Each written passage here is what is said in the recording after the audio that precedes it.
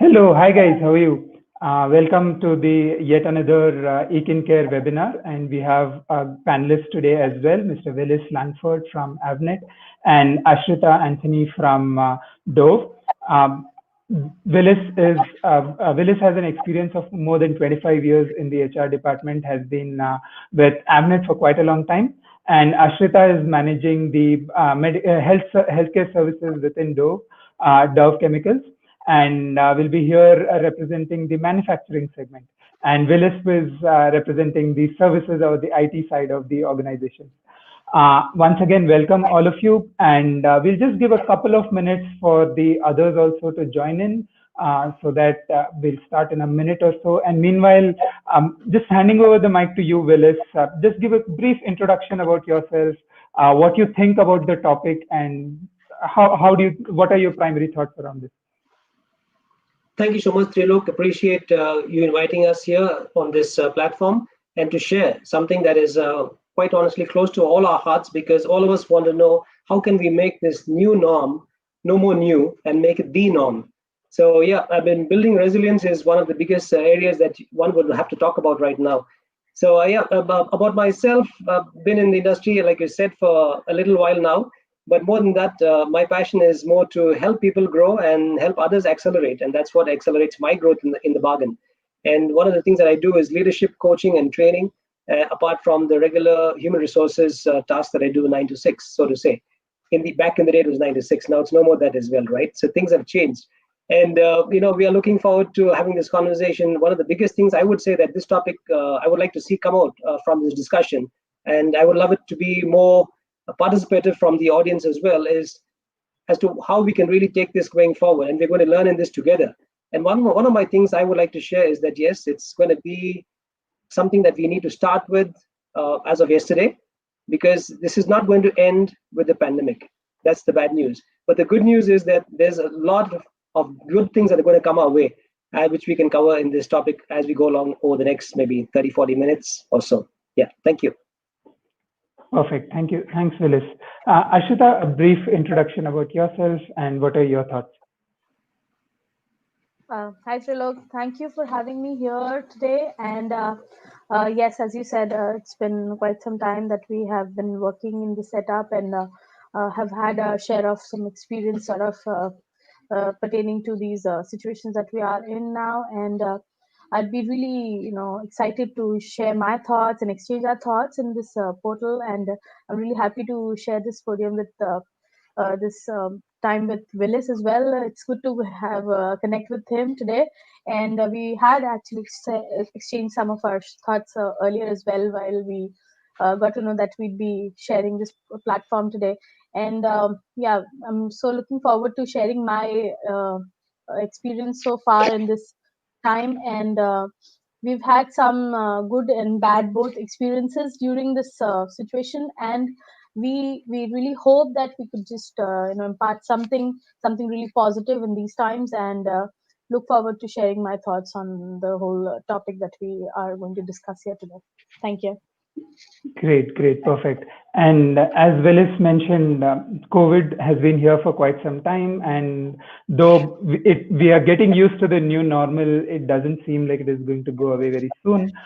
There are talks about a second lockdown coming in, though there is a light at the end of the tunnel with the vaccinations coming into picture, government setting up task forces to take care of the vaccinations distribution and all of that. But this has primarily brought to fore the concern about how employees' health and well-being and other things are going to help have a larger footprint across the company's culture, the business, and the entire goals of the company.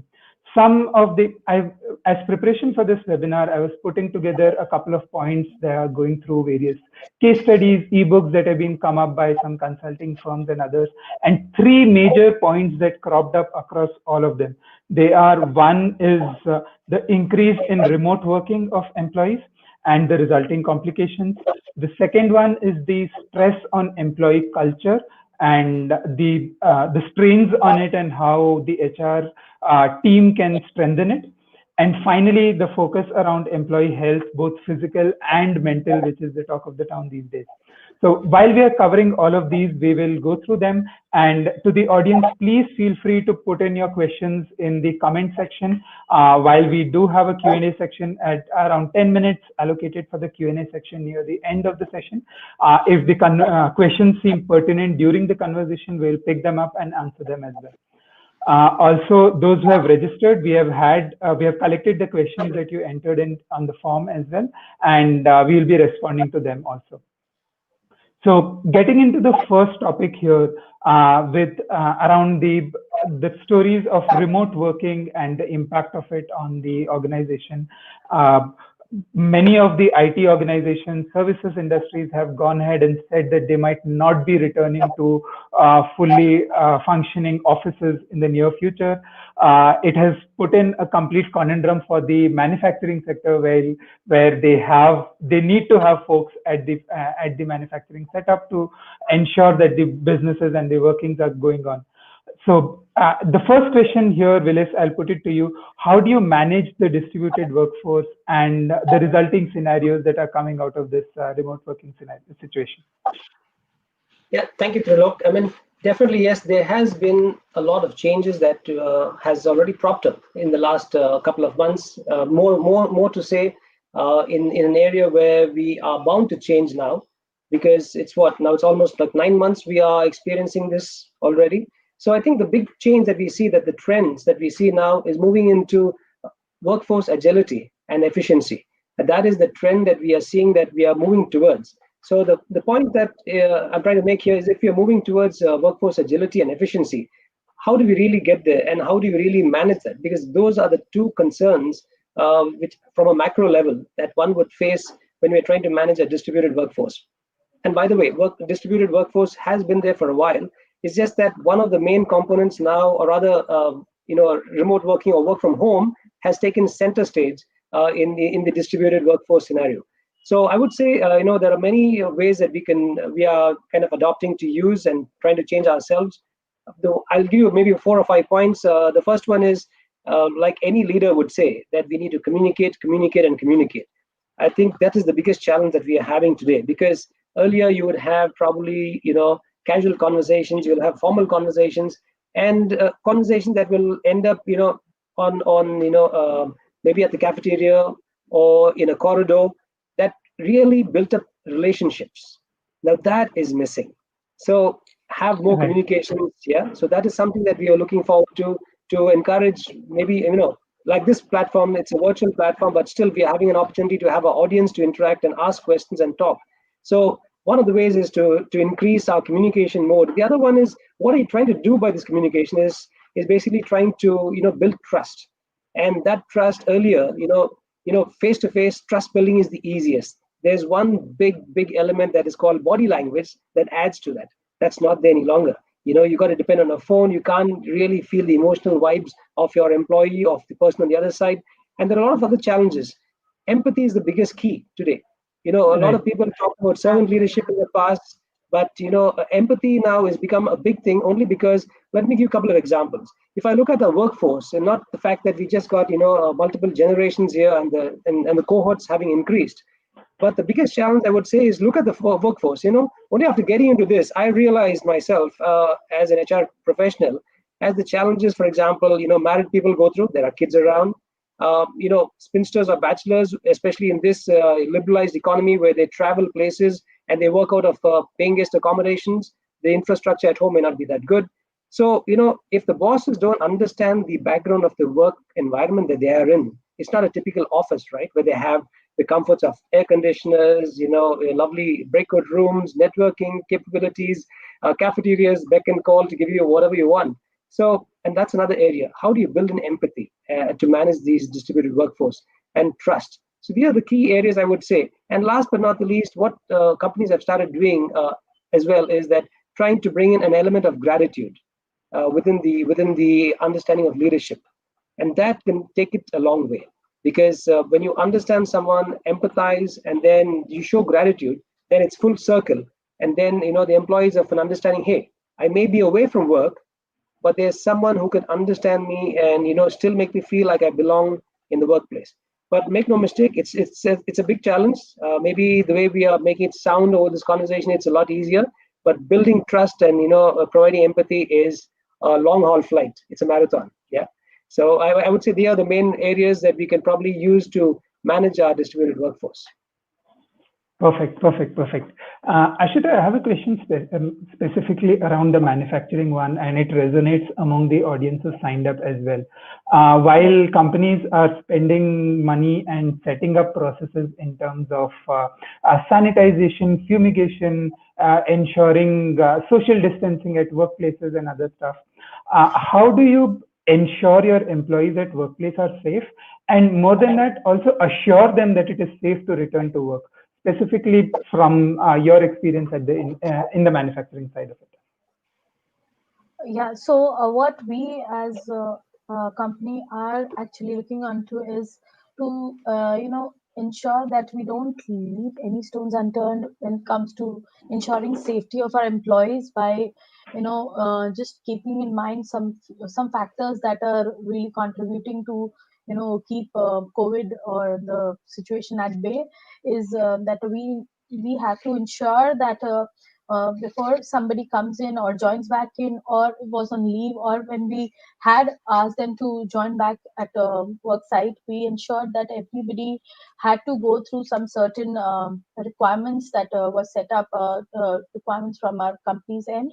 And we made sure that we followed all those protocols set up by company by making sure that while at entrance they go through some certain checks, their apps were checked every single day, not missing out on any single day. And they were asked to fill out some certain forms regarding and with the questions pertaining the same scenario. And along with that, if at all, if there were any side any effects that we could see on the employee or any symptoms that were occurring, we made sure that they were completely briefed well ahead in advance that if in case they have any symptoms whatsoever, they shouldn't be coming to the site in the first place, and just Right. inform us and let us know beforehand when they have any symptoms whatsoever, and let us know, and then we can just follow up with them, give them a call back and try to assess the whole situation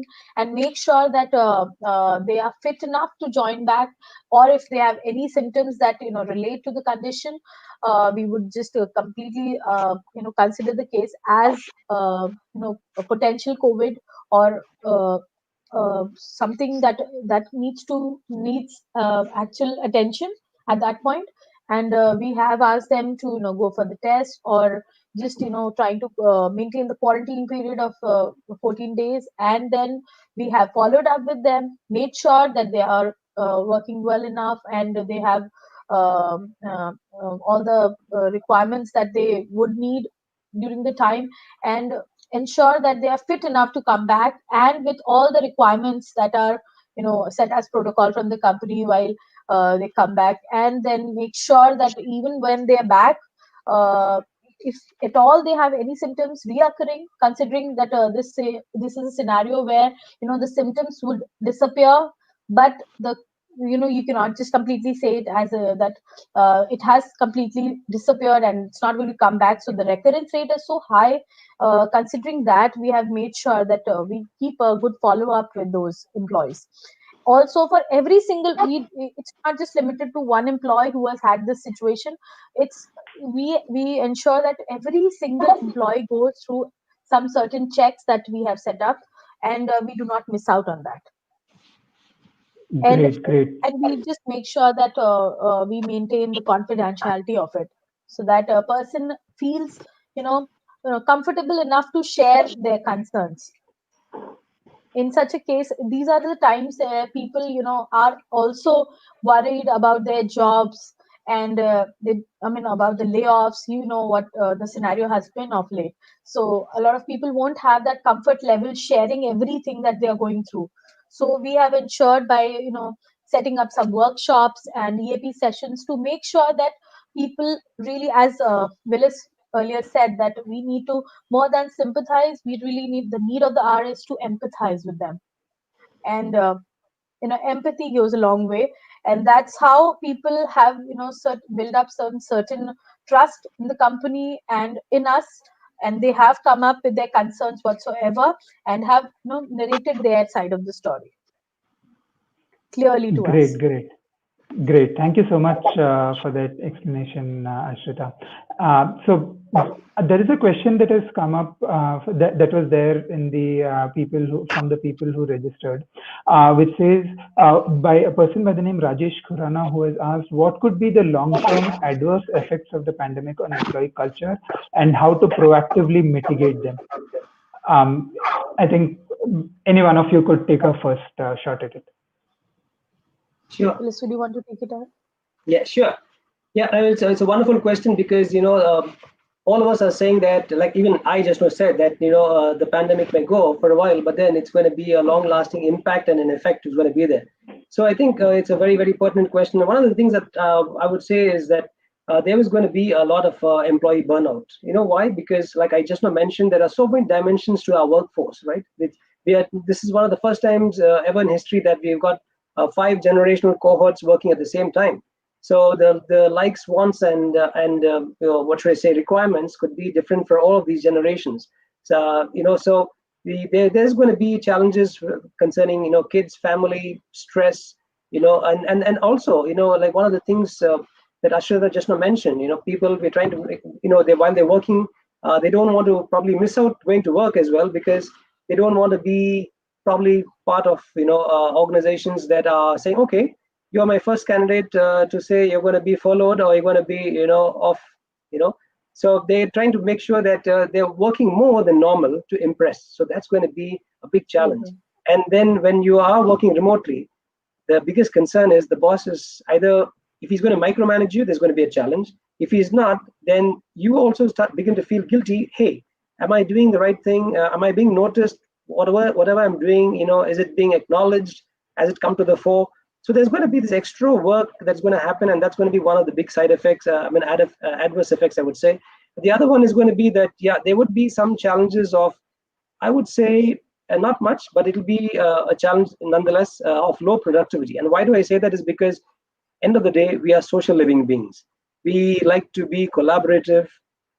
We like to be, without any selfish desires, want to work as one common, team. Though we may have our own goals to accomplish, but we like to work collaboratively.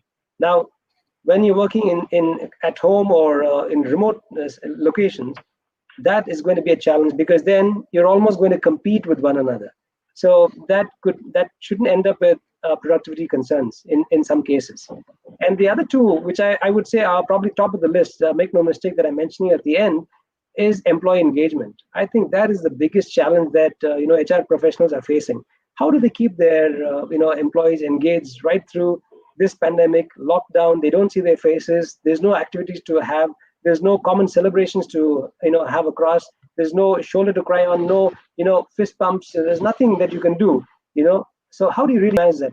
So that's going to be a challenge. And also it's going to be a challenge more from a slightly technically competent side, is because the gig economy is going to really kick in here. All of us have been speaking of gig workers for the last, maybe I would say 4 or 5 years now. But I think it's taken a serious turn thanks to COVID-19, that people are looking for short-term project workers because of cost optimization or for whatever reasons. And also the, one of the, I'll talk about the benefits probably, but as a challenge, yes, it will become a challenge when you have the gig workforce coming in to engage them as well. Short time, they come in and go in. So where are the old concepts gone of loyalty, employee loyalty, and people celebrating 10 years, 20 years in an organization? I don't know where all of those things are going to go now. There's going to be a lot of changes. And the last biggest challenge I would say, which is going to be, how do you really accomplish and manage your stress levels? That is going to be a huge challenge, because between a professional and a personal life, there's a very thin line these days that we see. Everyone we talk to, they say either they log in early, log in late. Since it's what should I say? It's a global economy that we're living in. Workforce, like you rightly said in your first question, distributed all over the place. They'll be calling in different time zones. So how do you really manage that? So that's going to be a long-term, challenge as well. And there's going to be an adverse effect of how do we maintain confidentiality? For example, you're in the confines. I remember back in the day, a human resource professional was given a nice cabin, given an enclosure, saying, "Hey, you manage all the personal stuff of employees." Now it's privy to everybody who's in the house, if you may say so, right? You may sign up NDAs and whatever it is, but I'm saying there's going to be some effects of how do we really bring in policies that rule all these things out as well. And last but not the least, you're working in a family background, and that could Right. be very very challenging, right? So that's going to be some impact as well. Now, how do you really mitigate most of them? That's the last part of the question, if I remember right. I think the Yeah. the, the biggest thing would be, Trilok, is to bring in discipline. Discipline is going to play a key factor in whatever we do in order to accomplish our goals. And the reason why I say discipline is because, let me give you a couple of points here. Is that, for Hmm. example, when you have to go into the office, you know very clearly, you got to get into the morning train. For example, folks in Mumbai, like Ashrita is, you'll know everything. They talk about 907 local or 908 local. So it really goes by the minute. So you have so much of discipline inbuilt because the system is like that, right? Yeah. There's food, there's diet challenges. Being at home, all of that is lost, and you need to really be self-disciplined to fix a clock and say, "Hey, I'm going to follow that." So mitigation True. is going to be starting from oneself, if you ask me, then of the organization. That's how we'll probably get ahead of these adverse effects if we were to get through. Yeah, but good question. I Perfect. like it. Perfect. Yeah. Great. Great. Thank you. Ashita, just before, while we were talking about the mental health and employees' intrinsic motivation to be disciplined and attend office, there's a very interesting question that has come from Kumar Mahesh, and this goes in along with the conversation that we were having before about how you are running EAP programs and sessions for your employees. The question is, how do we get employees to open up and reach out when they need help, especially around stress and burnout? Yeah, so as I said, that firstly we need to understand the importance of empathy, as I previously mentioned, and need to understand that they might have some certain situations that we do not have experienced so far, but then you never know that we might be in their shoes someday, sooner or later. So, keeping that in mind, we need to address their situation, their problems that they are facing, and then respond to them in the particular manner that we would expect others to respond to us. And also remember that a person might have had some current issues going on, but then we need to remember their capital strength, what they know, what they have done for the company, certainly for the long years that they've worked with us, or whatever they have invested in the company, their time, their energies. And keeping all that in mind, if we keep all that in mind and then react and respond to the certain situations that they are into, I'm sure that we'd be able to help them in a better way and understand their scenario in a better manner. And that is what they really would look forward to. And that is exactly what they expect out of the employee that they're trying to reach out to, or the leadership that they're trying to reach out to.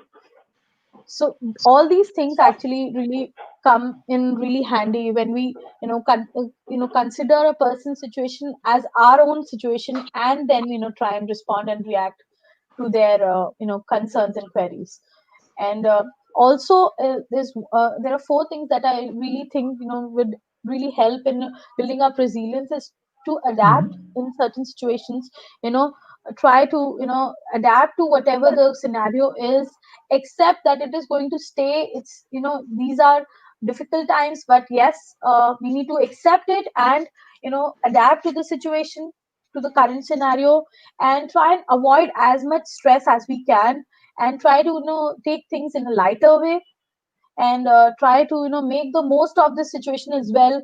Look at the brighter side of the picture, as we discussed earlier as well, and try and make some certain good daily habits, and reach out to people and express your feelings in these times, because that really helps. You just cannot keep Perfect. yourself limited to your own cage, and you need to come out of that shell and speak out and reach out to people. You never know who might help, who can easily Great, come in great. really handy. You never know.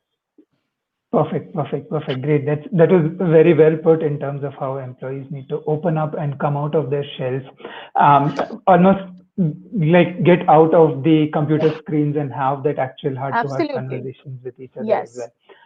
Yes. Willis, you mentioned about empathy, trust, gratitude from the leadership side amongst the employees and all of that. Wanted to understand from you, like, what role do you think the HR team would play in building this as a part of the company culture? Well, if you ask me, it is one of the biggest responsibilities now in this renewed world, if I may call it, is because looking at technical competence is one aspect of the HR role, but also ensuring that there is the ultimate aim of an HR professional, in my opinion, should be to be a great conduit between the management and the workforce. And if that Right. conduit is going to be porous in any way, then the whole purpose is defeated. So in these trying times, if one were to look at their role as one who can support, who can facilitate. I may not be the the guru of all the topics, be it from counseling to stress management to time management to motivational factors that can influence business progress. But I can be a great bridge to ensure that I can identify as an HR professional, the feelings that the employees and the emotions that the employees are going through, and hence fill in.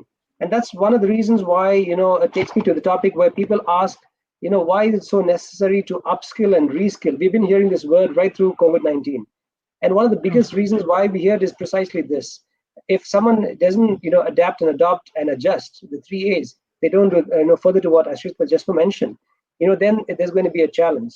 So as an HR professional, I think the best thing to do is to have a keen watch on your workforce, though you may not see them physically, because today everything, be it from hire to retire, everything is being done on a virtual platform. So there's no way Right. that someone can go on complaining and saying, hey, I don't have the opportunity of face to face. I was one person, I would tell you personally, I always had a belief that I would never want to have anyone on the company roles until anyone in the employee evaluation stream, interviews stream, have met them personally, face to face. Now, let me tell you, that's being challenged right now.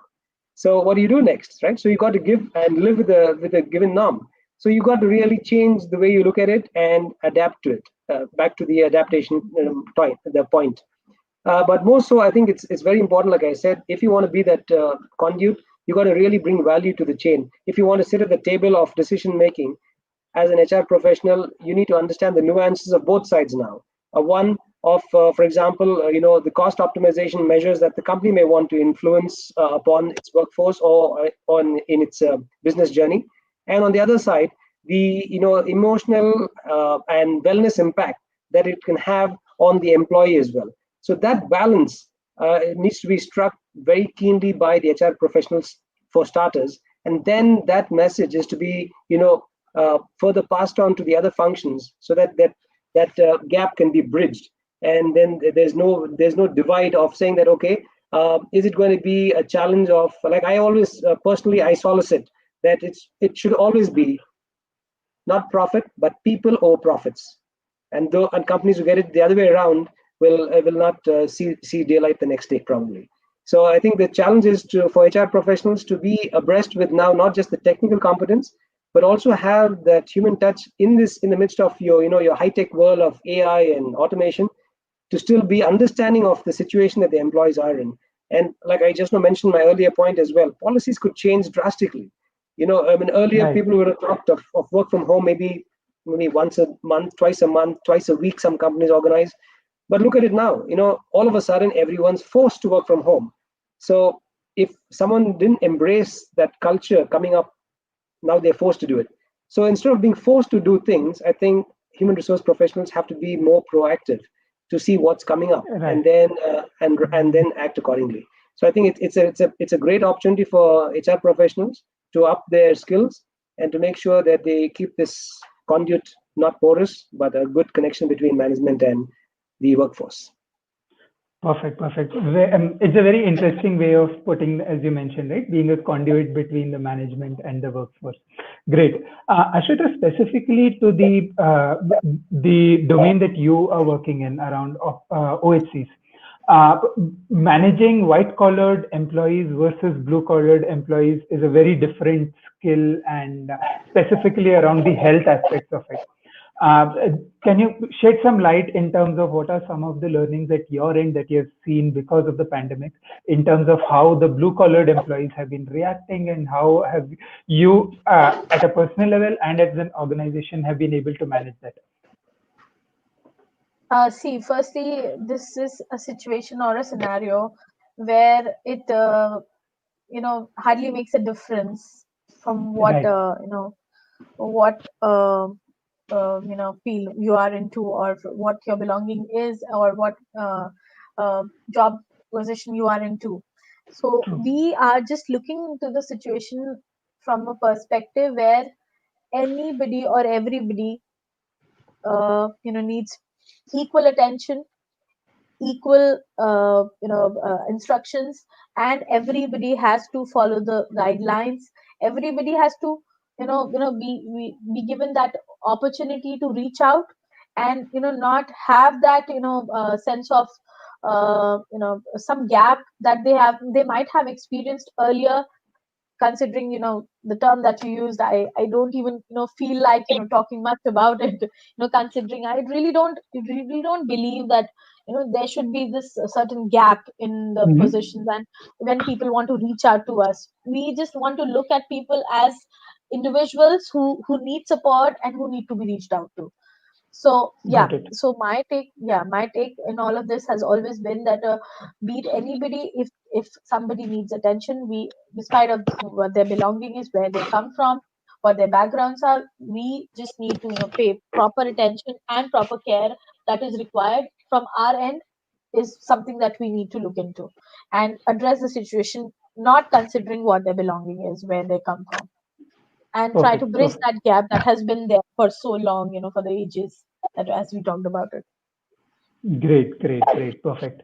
Willis, a question for you when we're talking about employee culture. There have been many changes in the HR policies and systems that have been set in place, which might have been a knee-jerk reaction or an immediate solution that was visible to the COVID scenario altogether. How do you think what changes in the compensation and benefits domain should be expected for the long term due to the pandemic? Oh yes, there is going to be some impact in all the policies, that we see that impact employees at the workplace, and CNB, as we call it, or compensation benefits, is not going to be, left out. One of the things that I see is that, now all of us know that remote working is going to be there. Trust me, it's going to be there. If not one third, two thirds, 60-40, 70-30, but there is going to be remote working. Now, when you just say remote working, there's a whole lot of changes that would come into, for example, benefits. You hear of organizations talking about, infrastructure allowances. It could be for connectivity, electricity, whatever, real estate, or some even go to the extent of saying, okay, you can take $1,000 and buy, furniture or devices, or whatever you want. So that's going to be, from an infrastructure. There could be policy changes that would be, linked to remote working. From a benefit standpoint, you may have again, on the softer part of benefits, but it will take a big place in the change that we're going to see. All this while we talked about employee well-being, and that was done more to do for, okay, you wanted some activity, you wanted a change, but now it is taken, if you ask me, it's gone a couple of notches more important in terms of its hierarchy of needs. So I think, because stress levels have gone up. If you look at recent research, it says that stress levels have gone up 35% higher during the pandemic True. time in employees, right? And the worst part is that now we are seeing actually a change. And with Ashrita here, I must say, the research also states that it's 18 times higher in females than males. Now, quite understandable because they're running their homes, they're running their chores, their kids around, and they have their work as well. So the stress levels are going to be one big action item of how do we really handle that. And there's going to be a lot of policy change in that in terms of employee well-being, of how they really bring in not just the stress to address that. It could be stress from various other angles. Let me give you, for example, the mental health, the Right. financial, the financial health. A lot of people don't talk about it, but I can give you a small example. Sometimes in the organization that when we actually work, you'll have some junior employees who are just going to get married or they just got their first job, and they would probably have some cafeteria conversations with how did we succeed, or how did some of the seniors succeed in the organization, right? So now all of that is lost, and people are actually facing financial stress as well for whatever reason they may be into. I mean, I don't want to get into that, but I'm just saying that where do they go? I know we have EAP programs, but a lot is left to be desired in many organizations and forums. It's a no-brainer that EAP programs are there, but how many of them really use those things, right? And True. last but not the least, I would say probably you're going to see a new CXO officer level coming up, which is going to be called the CLO. Probably is going to be called the Chief Listening Officer, in my opinion, because they want someone to listen to, someone who they can convey and talk to, and bring these changes in. So from a benefits and standpoint, I would think people are talking about some organizations and some countries as we speak are talking about work from home tax. I don't Yeah. know what the government is going to do out here, but then chances are going to be that there's going to be statutory coverages that may take changes there. Insurance benefits may probably change as well. There's going to be a lot of impact in these areas. As I see, it's not going to be a policy book or a policy manual that was pre-COVID and post-COVID going to be the same. No, it's going to be, in my opinion, a lot different, and there's going to be impactful changes from a CNB standpoint as well. True, true. A very interesting statistic from Care perspective. We basically have two tools on the platform. One is called the health risk assessment, which a person fills up when they log in the first time, and then we launched something called a stress evaluation questionnaire on the platform. It was very interesting to know that around 32% of the folks who filled up the stress questionnaire and were in the stress zone, they actually did not know that they were facing stress. Wow. That's like that gives us insight into the fact that a person does not know that he has stress, and how is he even going to go and talk to an EAP service provider or a counselor talking about it, which was a very interesting statistic that turned out. And a lot of this obviously jumped up because of the COVID scene. The utilization of EAP services on the Care platform jumped up by about 2 basis points or so on the platform as well. Yeah. True. I mean, that's the worst part of it, Trilok. I mean, it's a ticking time bomb, and Hmm. and finally, when it becomes like a kind of a snowball effect, when it gets that big and huge, we hear all kinds of other stories, which it's not worth talking of statistics, but all of us know. Family breakdowns, divorce rates, suicide rates, and all of these things. People want to know where does it stem from. One of the avenues could be that they are suffering from different kinds of stress or challenges, which, like you rightly said, wouldn't even be aware of it because they're not yet been either not had the time to assess themselves or not really taken some True. time off to invest back in themselves to see how they are in those stress areas. So it's true. I totally don't disagree with that statistic. I could well imagine that's Yeah. going on in the workforce today in all organizations. Yeah, True. absolutely. Yeah, I completely agree with Willis saying that people need to understand that they need to actually select their battles wisely. They need to understand what are they entering into, why are they, taking some certain stress. Is it worth it? Is it really important? A topic that actually has drawn so much of their attention and their time, and is it worth it thinking so much about it? Or I mean, is it okay to not, certainly, or maybe at some certain point they might want to compromise with it, considering that it is actually eventually going to affect their own mental health and physical as well. I mean, it's going to completely drain them both emotionally and physically. So people also need to understand what are they, opting for. before they jump to the conclusion that it is a big deal that they're making out of it. So Right. yeah, so I absolutely agree with Great. Felicia. Great. So we spoke about the mental health and the health benefits associated to that. Coming to the physical side of it, traditionally we have had insurance, we've been doing annual health checkups, maybe doctor on site and various services for the employees when it comes to physical health. How do you think that is going to change now that employees may not be at the same city as the office location, now that they're spread across the country? And how do you think that is going to be impacted? And the question is actually for both of you. Well, I think, Ashrita, you want to take it or I can go ahead? No worries. uh yeah, please go ahead, I can maybe add on. I think it's a very, very, delicate question to answer because even I am searching for answers, to be honest with you. But I can just tell you this, yes, because all of the activities were all on the platform where all of us were together, right? And now Right, there's going to be how do you get it?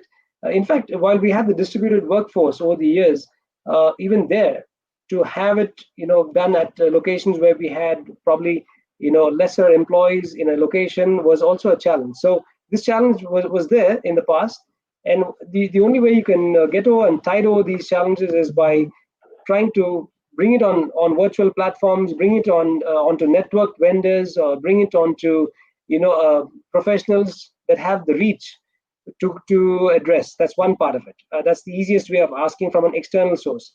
But internally, I would say, like I mentioned earlier, just to further elaborate what I talked about, when you have like people who can listen to, who you can talk to. I, I'm just trying to think of how many of the colleagues that I have at various industries and forums who are working and actually have told me and shared with me, Willis, I'm yet to hear my boss speak to me during these times, maybe once in 6 months, over the last 6 months, ask me, whether I've had a newborn, how's my newborn doing? Or probably I'm married, how I'm coping up with married life, or I moved to a new residence, how am I managing? Or I moved out to my hometown and working out of there in this little village or little insignificant place compared to a city, tier one city, how am I managing?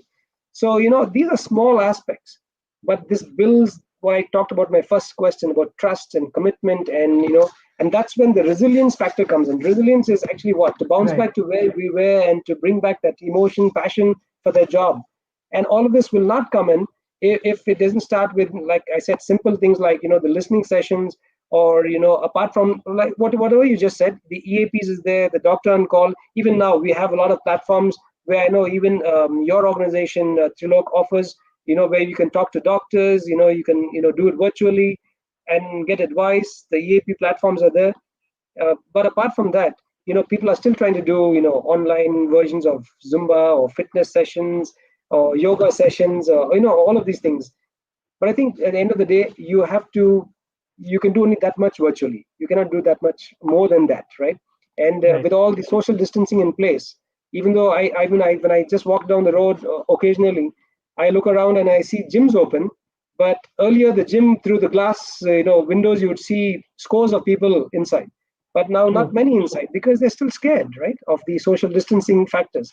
So that's what I still emphasize, that the wellness is going to be a challenge, and we can start addressing in small ways that can be done virtually, and then move into external help and support through organizations that can reach out to people either wherever they are, number one, or to in cities where they can kind of reach out to in a common sharing place. And that's the only way you can do it. But otherwise, you have to depend on virtual platforms to still get that benefit of advice, or aid, or any help, be it from a financial health point of view, emotional, or physical health point of view. right. Perfect. Yeah. Ashita, any points to add from your side?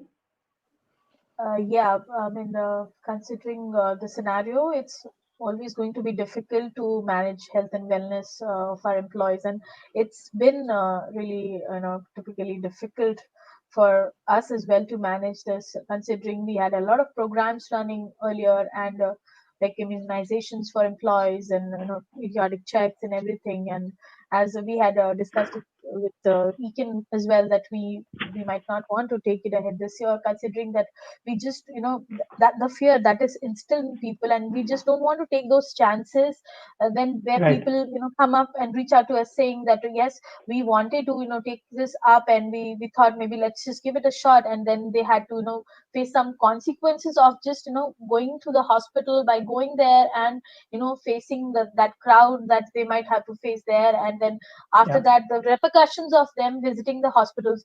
We just wanted to refrain from all that situation, and so Right. henceforth also it's going to be like really difficult managing it, and it has been quite challenging for us, to be honest, going through our immunization schedules and everything, and offering people the clinics and centers through third party vendors, and Hmm. it's been a tough ride so far. So it's definitely going to be the same until we do not find a proper remedy or vaccine doesn't come up. It's going to be challenging for all of us, I would say. Yes. Yeah.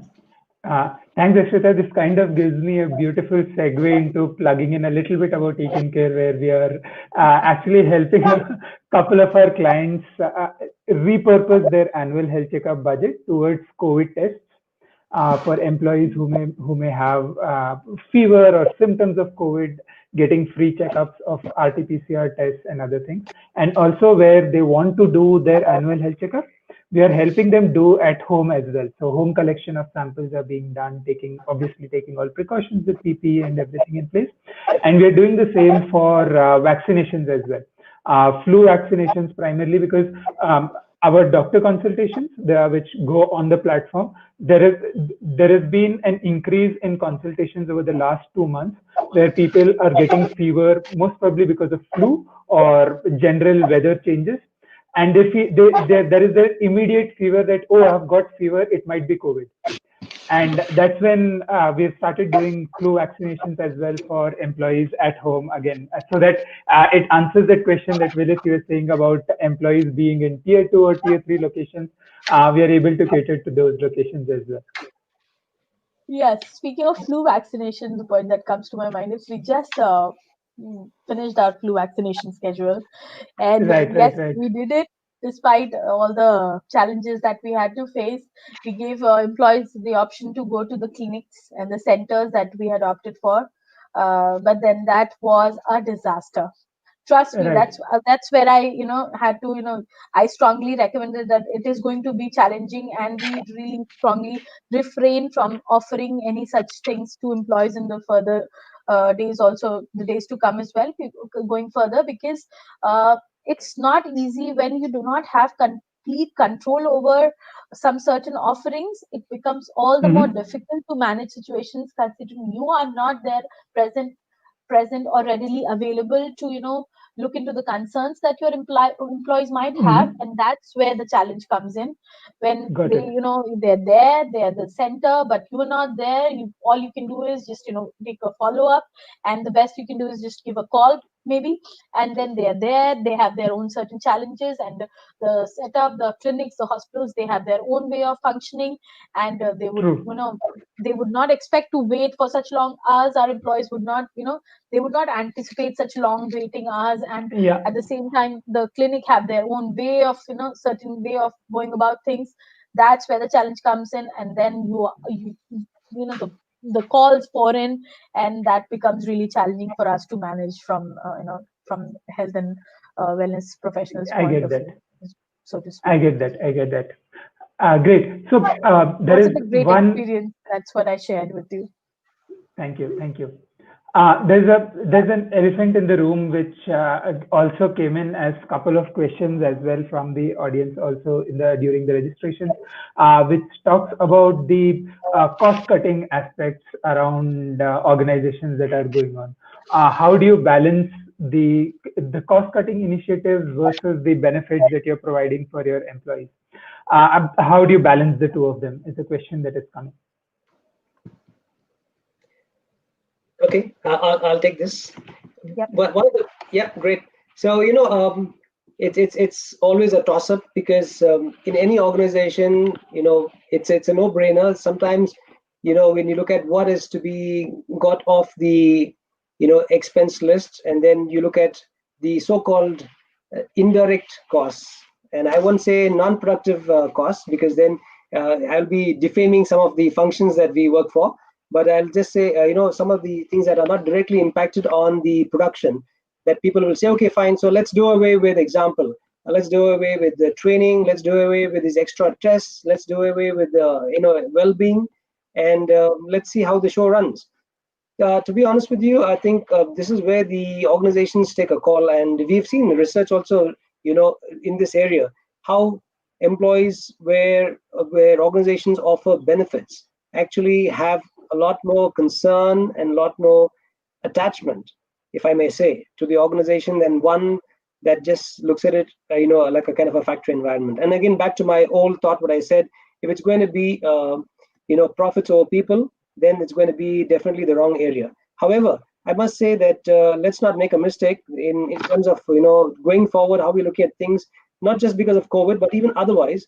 We are all talking about the new work, right, which is called the future of work, and in that we're talking about the automation, we're talking about AI, machine learning, RPA, and so many other topics coming into the picture.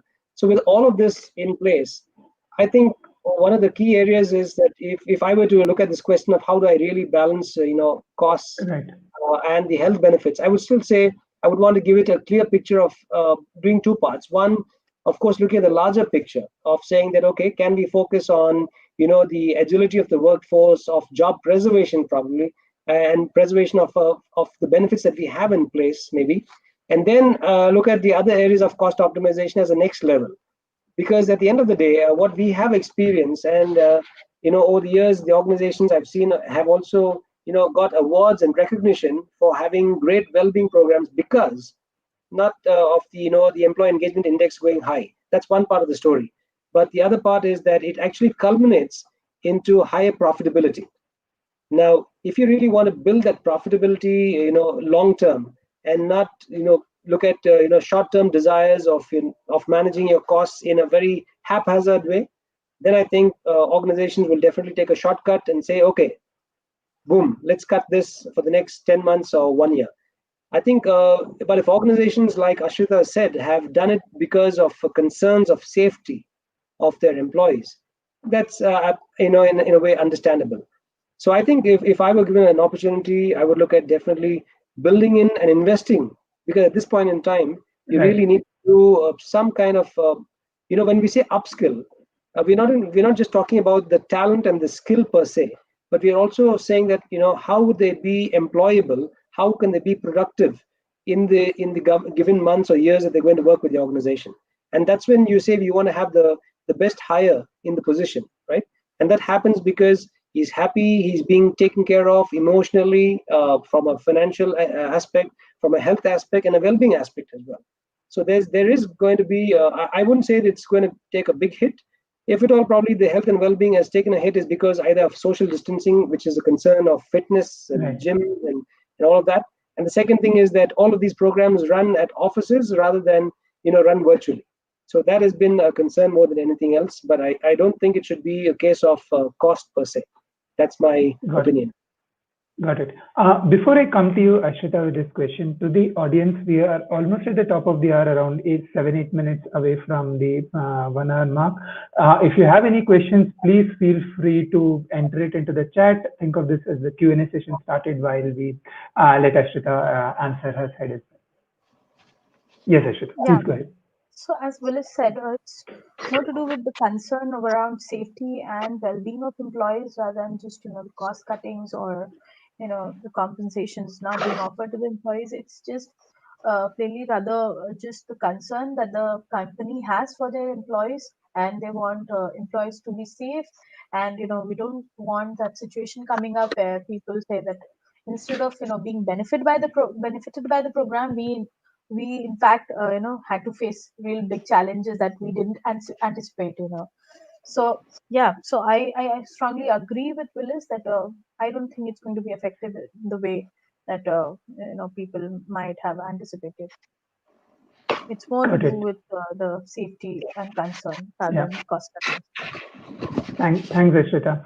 Among the questions, there is one question for you, Willis, that has come in, which by Mr. Shubhankar, who's asking, is it always necessary to change the strategic map for achieving a certain goal if the growth and development is evident? I'm not sure how it specifically fits into the scenario, but around the resilience of the employees, how do you think this one works? Well, the one thing that no one should ever be satisfied is status quo. That is one thing that I personally believe in. But there's a point that the gentleman has probably put in, saying that if it's all going as per plan, so to say, and if they why should we unnecessarily change? I wouldn't want to change, in that fashion. However, I would definitely want to see whatever plan we have in place is future proof. Does it have that contingent, a 20% leeway or 10% leeway where I can actually modify and take it to the next level? But otherwise, there's no point in just saying, let me give you a ballpark example quickly, and just saying, okay, earlier we had everyone work from offices. Now we're saying that even after COVID, we're going to have everyone work from home. I don't think it's going to Mhm. be a binary switch, that you just have to follow the Joneses and go with everybody, go with the flow. But I think if there's a strategy that is working, go with it. But the only thing is, just ensure that there is this contingent leeway where you can adapt and change that, fine tune it to the given changes that may happen. In this case, it is, how do I manage remote working? How can my policies change? If it can manage what is there for today and for tomorrow, like I said, future proof, so be it. Right. Perfect. Thank you.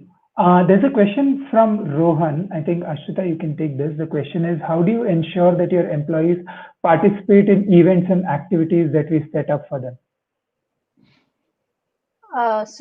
So firstly, see, we need to, understand the requirement and the need of the hour, and keeping that in mind, if we set up those programs that actually, are going to help people and they really find it interesting, the topic to, that actually draws their attention, is something that is going to work in our favor, and people will definitely opt for things like wellness or stress management, or building resilience, the topic that we are actually discussing at this point.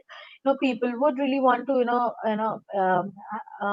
have some understanding around the same, and the challenges that they have been into. If they are going through that situation, they would definitely want to be a part of a topic as that, something that is actually going to touch their personal experiences. So as professionals, we need to understand that we build certain programs that are going to benefit people, and understanding people's perspective at this point, and the need of the hour, their requirement, what they need at this point, and build programs around those, is what is going to help us have Perfect. maximum participation. Like things that we can set up is more of wellness, and even for the gym activities and Zumba activities, I haven't really found a lot of people, from my personal experience, talking from my personal experience. I am not sure if you had the same experiences, you can differ, and your experiences can be different, but my experience has been that people are not too keen attending those Zumba sessions and the online gym classes, because these are some things that people can, at any point of time, they can just open the YouTube portal, and they have so many videos running on YouTube and other different platforms, where they can just easily go, freely go whenever they have time, and they can switch on to, and take advantage of that. So I don't think these programs like that would actually draw a lot of attention from employees. But Yeah. considering people, something that can touch their personal agendas, and wherever they they have a requirement where people haven't reached out to, where they need somebody to speak on, and they haven't had that courage to talk about those aspects. Maybe those are some things, personal spaces, where people might be interested in being a part of such sessions. So, and that's where That's I a, really strongly believe that EAP sessions really help, yeah, because actually, that's a very depend- interesting point that you mentioned, Ashita. When the absolutely. lockdown started, Initially there was a lot of interest around the fitness, live fitness activities and Correct. everything that's going on. Employees also Yes. love participating in it. As the Yoga, lockdown and the new Zumba. norm Yeah. set in, what has actually worked at our clients is open hour session, something like an AMA with specialists, with Absolutely. doctors around eye care, dental care, pediatricians.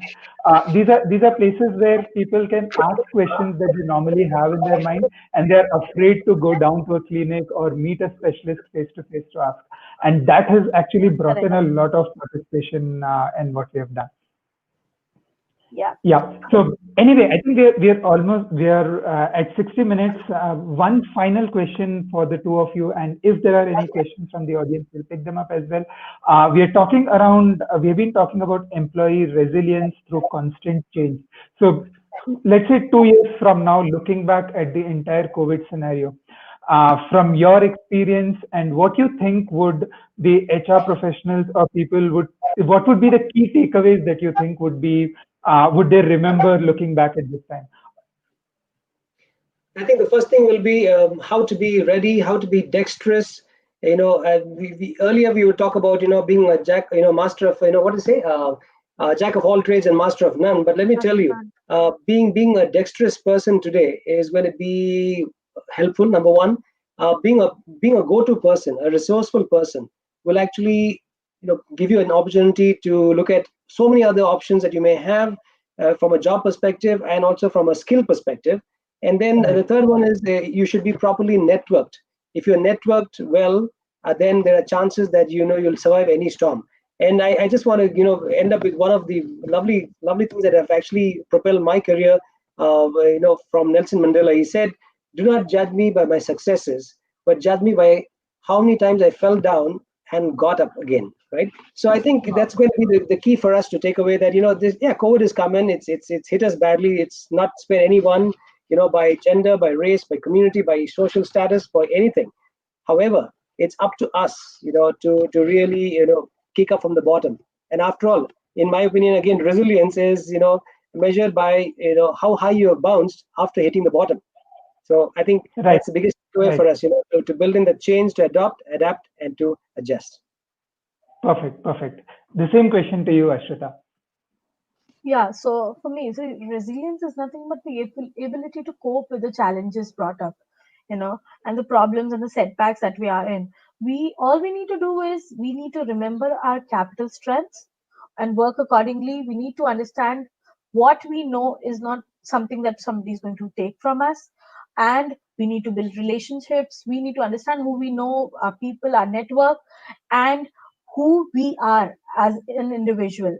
If we keep these three things in mind, we are going to cope with these, and there are better days coming ahead, and I'm sure this too shall pass, as we keep saying that this too shall pass. Nothing is permanent, and nothing is going to be stagnant. Things are moving, things have moved in the earlier times also. It's still going ahead, and we are still moving ahead, and we will continue to move ahead, and this too shall pass. Perfect. Perfect. Thank you. Thank you so much, Willis. Thank you, Ashrita, for being part of the conversation today. I hope it was as enlightening as it was for me, for you guys, and for the audience as well. Thank you so much. Thank you, Absolute Trilok. A pleasure pleasure. always. Thank you, Thank you so Ashita. much Thank for you. having me. Thank you You. so Bye much, bye. Willis. See you. Good day. Thank you. Bye-bye. Bye.